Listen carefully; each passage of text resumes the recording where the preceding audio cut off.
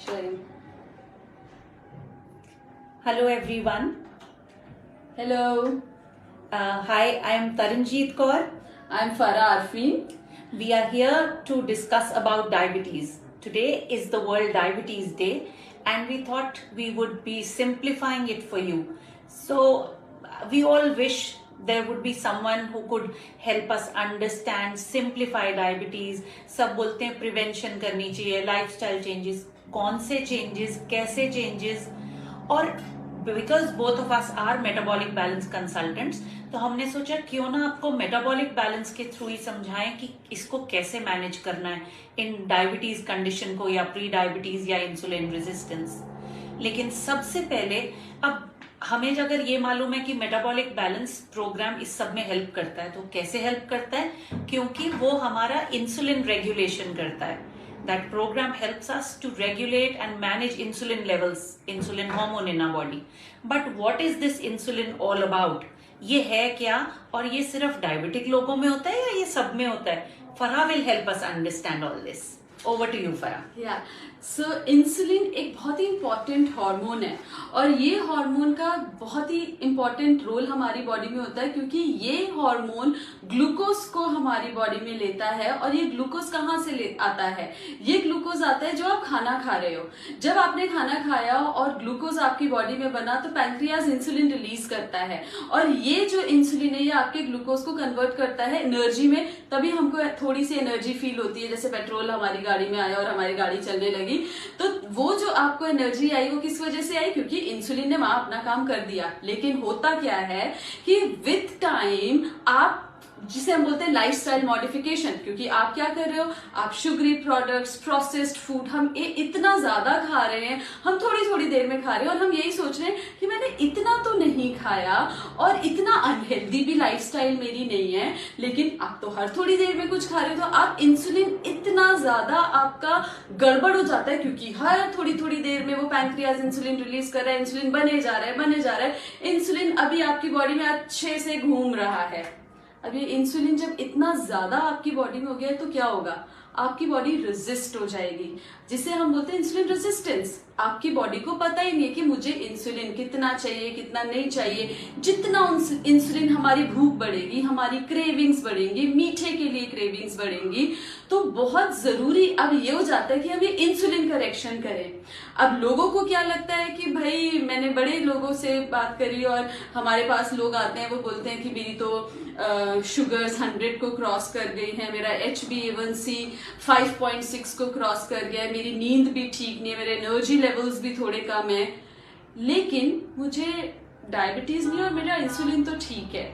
तो मैं उन लोगों को बताना चाहती हूँ कि ये जो इंसुलिन हार्मोन है ना, ये डायबिटीज वालों के पास भी है और ये हमारे पास भी है जिनको डायबिटीज नहीं है।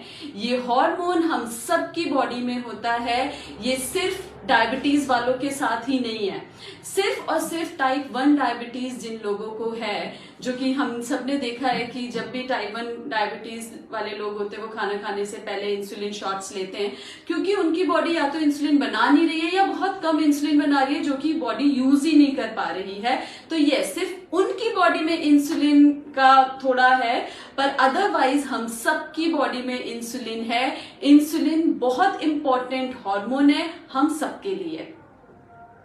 करेक्ट। तो जैसे फरहा ने समझाया, इंसुलिन बार बार बढ़ रहा है क्योंकि हम बार बार खाना खा रहे हैं, और ये जब इंसुलिन बढ़ता है तो ये हमारी बॉडी में फैट डिपॉजिट कराता है, हमारे स्ट्रेस हार्मोन्स बढ़ा रहा है, हमारी स्लीप को इम्पैक्ट कर रहा है, हमारी एंटी इन्फ्लेमेटरी जो हार्मोन्स हैं, जो हार्मोन्स हमारी इन्फ्लेमेशन या अंदरूनी सूजन को कम करते हैं, उनको बनने नहीं दे रहा।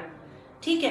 ब्लड क्लॉटिंग बढ़ाता है। हम लोग अक्सर देखते हैं कि ब्लड थिक हो रहा है, एक तो खून में चाशनी बन रही है, चीनी बढ़ रही है, ऊपर से इंसुलिन हार्मोन एक्चुअली काम नहीं कर पा रहा, बहुत एलिवेटेड होने से फैट डिपॉजिट ज्यादा हो रहा है। तो कहीं ना कहीं हम एक विशियस साइकिल में अटकते चले जाते हैं। तो हमें अब ये समझना है कि इस साइकिल से बाहर कैसे आना है, अपने आप को कैसे संभालना है। तो आज हम एक और चीज पे फोकस करेंगे, लाइफस्टाइल मॉडिफिकेशंस, जो मेन मुद्दा है। अक्सर हम सोचते हैं कि हम टर्म करते हैं ये सब लाइफस्टाइल डिजीजेज हैं, डायबिटीज, हार्ट डिजीज, हाइपरटेंशन, अब ये लाइफस्टाइल डिजीज है तो लाइफस्टाइल तो बदलना पड़ेगा ना। दवाइयां आपको मैनेज करना सिखा सकती हैं। डॉक्टर से जब आप दवा लाए वो आपकी ब्लड शुगर कंट्रोल करने में हेल्प कर सकता है, पर आपको लाइफस्टाइल जब तक चेंज नहीं होगा, आपकी डाइट और आप अपनी एक्सरसाइज पे फोकस नहीं करेंगे, तब तक आप इनको मैनेज और रिवर्स नहीं कर पाएंगे। तो आज हम शुरू करते हैं पहली चीज से कि पहला स्टेप क्या होना चाहिए अगर हमको इंसुलिन रेजिस्टेंस लगने लगे, माने कि हमारी क्रेविंग्स बढ़ रही हैं या हमको घड़ी घड़ी भूख लग रही है, हम खाना खाते हैं तब भी एनर्जी नहीं है बल्कि नींद आने लगती है, ऐसा महसूस ही नहीं होता कि एनर्जी है, या हमको डार्क पैचेस हो रहे हैं नेक के अराउंड या एल्बोज पे डार्कनिंग है, तो कुछ कुछ सिम्टम्स, या आपकी प्यास बढ़ रही है या भूख ज्यादा लग रही है, उन सिम्टम्स में पहले कंडीशंस क्या करने चाहिए अकॉर्डिंग टू मेटाबॉलिक बैलेंस।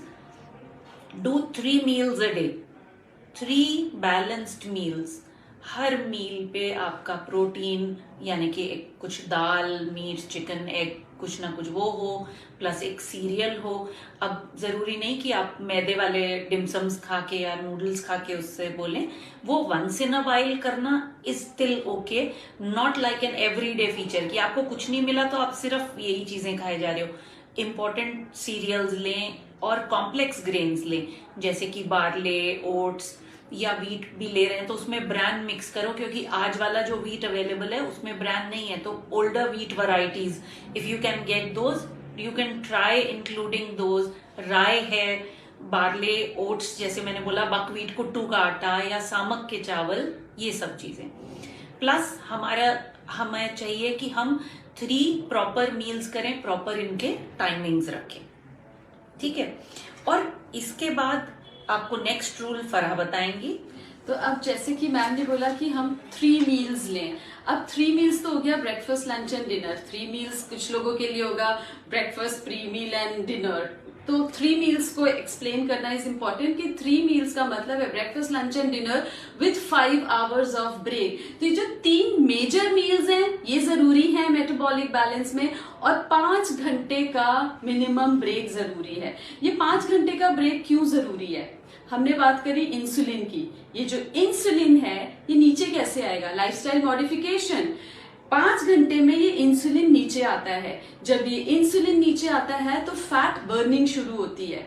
ये सिर्फ फैट बर्निंग ही नहीं कर रहा है, जैसे कि मैम ने बोला कि इंसुलिन नीचे आएगा तो आपके हॉर्मोन्स, इन्फ्लेमेटरी, जिन लोगों को इन्फ्लेमेशन है वो कम होना शुरू होगी, एजिंग जो हो रही है वो कम होना शुरू होगा, आपका muscle, good muscle, lean muscle weight improve होना शुरू होगा, आपके ब्लड शुगर लेवल्स इंप्रूव होने शुरू होंगे, आपके लिपिड्स इंप्रूव होने शुरू होंगे और आपका ब्लड प्रेशर इंप्रूव होना शुरू होगा। तो 5 hours का मेजर काम ये है कि आप इंसुलिन नीचे करें और इन बिटवीन 5 hours सिवाय पानी के आप कुछ ना पिए, क्योंकि जब हम बोलते हैं कि 5 घंटे का ब्रेक, स्पेशली डायबिटीज के लोगों को, तो सबसे पहले होता है कि 5 घंटे हम तो नहीं कर पाएंगे, हमें तो स्मॉल एंड फ्रीक्वेंट मील्स के लिए बोला गया है। तो 5 घंटे का ब्रेक आप सिर्फ और सिर्फ तब फॉलो कर सकते हैं जब आपके जो मेजर मील्स हैं उसमें मैक्रो माइक्रो न्यूट्रिएंट्स हो, उसमें प्रोटीन्स, वेजिटेबल, कार्ब्स,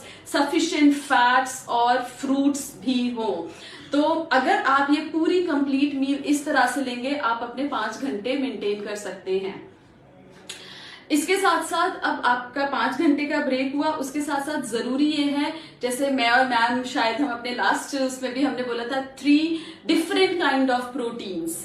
अब 3 डिफरेंट काइंड ऑफ प्रोटीन्स का मतलब है कि मान लीजिए आपने सुबह दही खाया ब्रेकफास्ट में, लंच में आपने दाल ली और डिनर में आपने पनीर लिया।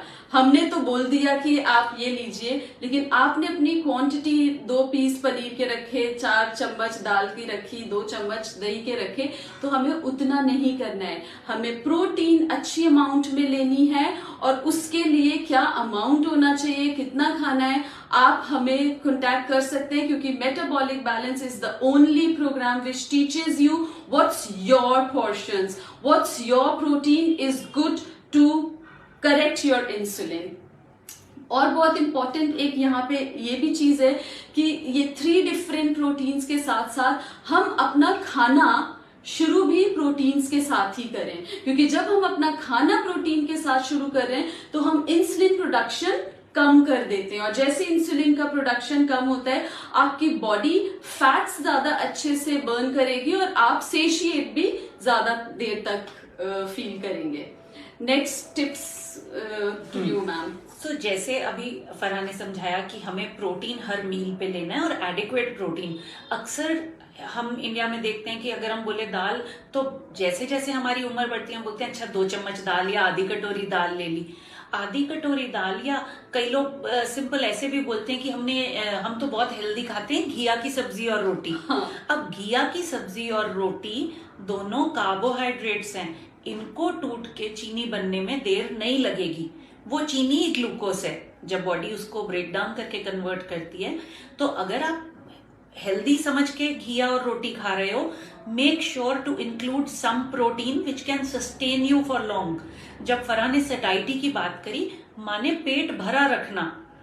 अगर आप गेहूं की जगह जौ के आटे की रोटी लोगे और कोई ना कोई अच्छा भर कटोरी, 1-1.5 कटोरी दाल, 2 कटोरी दाल ली, 1 फुल्का लिया, साथ में सैलेड या सब्जी ली, तब आपको 5 घंटे भूख नहीं लगेगी।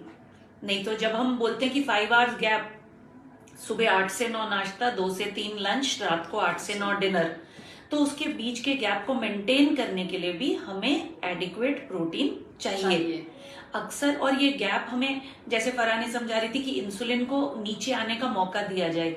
हम क्या करते हैं, हमारा शरीर बोलता है भाई तुम तो आराम ही नहीं लेने देते मुझे, कभी नींबू पानी, कभी नारियल पानी, कभी चाय, कभी कॉफी, कभी खाना, तुम तो मुझे बार बार डाइजेशन में बिजी रख रहे हो। भाई मैं तुम्हारे बालों का कब ध्यान रखूं, तुम्हारे स्किन का ध्यान कब रखूं, कैसे मैनेज करूं ये सब रिजुविनेशन, तुम तो खाली खाना ही खिलाए जा रहे हो मुझे। करेक्ट। और ये जो मेटाबॉलिक बैलेंस प्रोग्राम है, ये आयुर्वेदा पे बेस्ड है। तो आयुर्वेदा ने क्लियरली डिफाइन करा है कि जो हेल्दी इंसान है वो 3 मील्स ले सकता है। जब हम एल्डर एज में जाएं या ओल्डर एज में, where you want main 2 meals but still a little snack, तो भी 3 मील्स को उसी तरह हम आपके लिए प्रोपोर्शनेट और मेंटेन कर सकते हैं। तो यहाँ पता लगता है मेटाबॉलिक बैलेंस प्रोग्राम में आपके ब्लड एनालिसिस से और आपके मेडिकल कंडीशंस, आपकी मेडिसिन को सबको नजर में रखते हुए कि आपके लिए कौन से प्रोटीन्स अच्छे हैं, कितने अमाउंट में उनको लेना है, ताकि आपके ब्लड शुगर फ्लक्चुएशन को रोका जा सके, उसको संभाला जा सके। अगर आपकी दवाइयां शुरू हो गई हैं तो उनको कम करने में आपकी मदद की जाए। अगर आप उन इंसुलिन पे जा चुके हैं तो इंसुलिन से वापस ओरल मेडिकेशन पे आपको लाया जा सके। आपको बार बार, हमारे पास इतने पेशेंट्स आते हैं जो बोलते हैं कि हमको प्रिक करने में बार बार तकलीफ होती है, हमको दिक्कत होती है, अच्छा नहीं लगता हर वक्त इंसुलिन लगाना, ब्लड शुगर चेक करते रहना। हम समझते हैं आपकी तकलीफें और आप पूरी कोशिश करते हैं कि आपको कम से कम मेडिसिन पे लाके एटलीस्ट आपको डायबिटीज रिवर्सल की जर्नी पे स्टार्ट कर दिया जाए और आपको हेल्प करा जाए आपके शुगर लेवल्स चेक करने में। करेक्ट। तो इसके बाद के और रूल्स क्या हैं जिनका हमें ध्यान रखना चाहिए, वो फरहा में बताएंगी।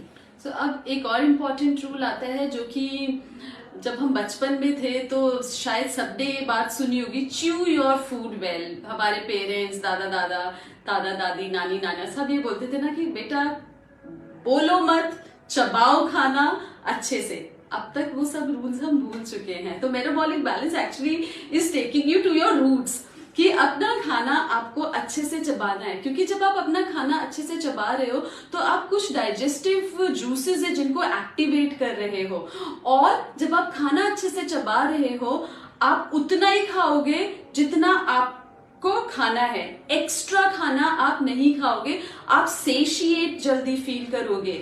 जो चीज आप कभी करना कि जो चीज ज्यादा चबाई जाती है, फॉर एग्जाम्पल अगर आप बादाम खा रहे हैं और सैलेड खा रहे हैं, तो आप ये देखना कि किसमें आपको ज्यादा टाइम लग रहा है और कौन सी चीज आपको ज्यादा देर तक फुल फील कराएगी।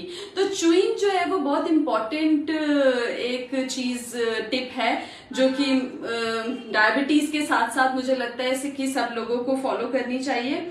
फिर आता है एक रूल, पानी। च्यूइंग के बाद हमारा आया पानी। पानी तो सब भूल जाते हैं ना आजकल, तो इसलिए एप्स बन गई हैं कि पानी पीने के लिए हमें ऐप का सहारा अब लेना पड़ता है।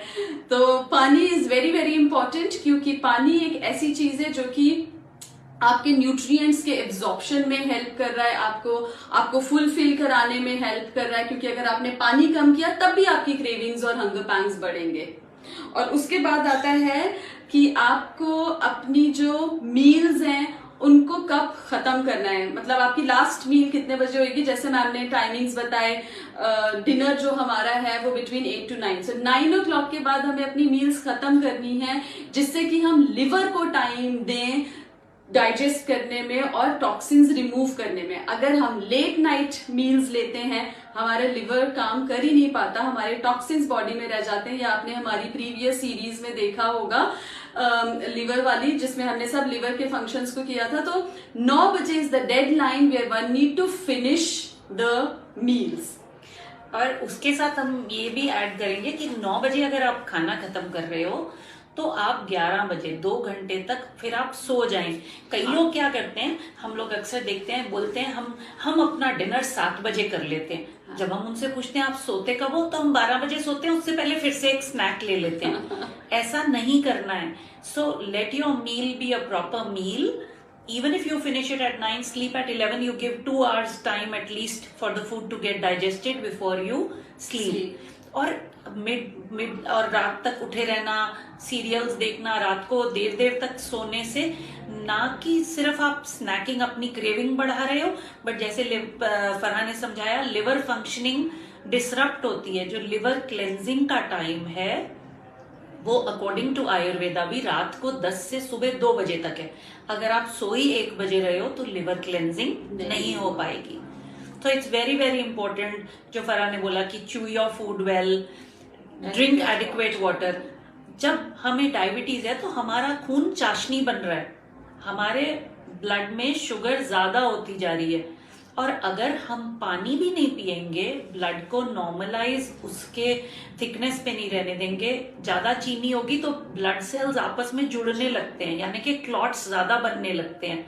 वो हमें डिफरेंट कॉम्प्लिकेशंस में ले जा सकते हैं। ब्लड शुगर एलिवेटेड होना, मतलब ज्यादा शुगर होना, हमको आई प्रॉब्लम करा सकती है, कैटरैक्ट जैसे इश्यूज में डाल सकती है, किडनी इश्यूज, हार्ट इश्यूज, हमको बहुत तरह की अलग अलग तकलीफों में डाल सकती है। तो it's very very important that you take care of your sugar levels. और जैसा कि हमने बोला कि सोना भी टाइम से चाहिए, और last but not the least I would love to emphasise कि एक्सरसाइज एक बहुत एसेंशियल पार्ट है।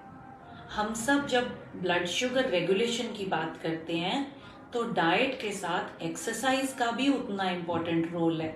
आप प्राणायाम कीजिए, अपने स्ट्रेस लेवल्स को मैनेज करिए, plus physical exercise, whether it's you want to work under a medical supervised, I mean with a physiotherapist, or in a medically supervised environment, or do yoga or go for your walks, कोई ना कोई तरह का एक regular exercise regime जरूर बनाएं। एक healthy lifestyle ना सिर्फ आपकी शुगर प्रिवेंट कर देगा, पर उससे आने वाली कॉम्प्लिकेशंस को भी प्रिवेंट करेगा। तो एक बार हम फिर सब समराइज करें कि what exactly is the lifestyle correction. So with metabolic balance, हमारे को जैसे अभी फराह और मैंने ये सब डिस्कस करा, I'll just kind of summarize everything. Number 1, have 3 meals a day. और जैसा कि हमने बोला कि मील्स में हर मील में प्रोटीन होना जरूरी है।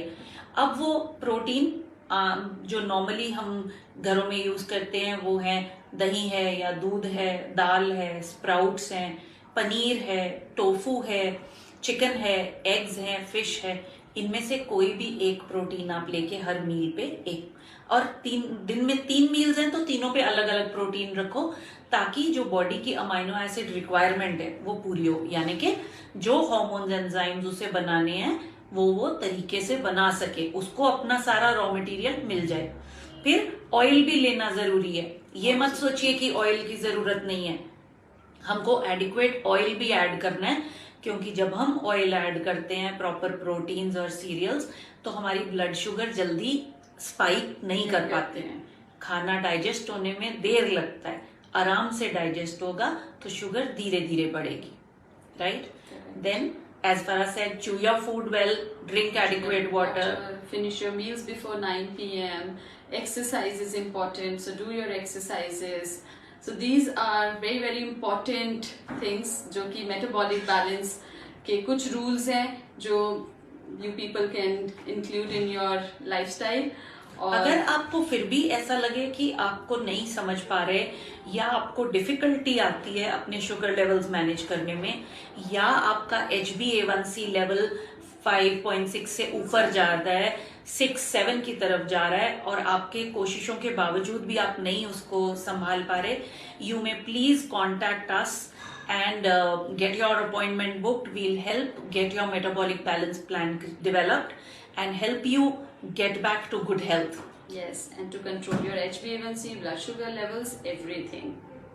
So on a diabetes day, अगर हमारी ये लाइव वीडियो आप लोगों को सिर्फ एक कोई टिप भी हेल्प कर सकती है तो प्लीज हमको जरूर इसके लिए अपडेट करो आप, and join us for more diabetes education with metabolic balance. And share this video with your friends who have problems in regulating their sugar levels. And each Monday of this November month, we'll be doing a Facebook Live for regarding diabetes, regarding complications related to diabetes. Do join us. Thank you so much. Thank you so much.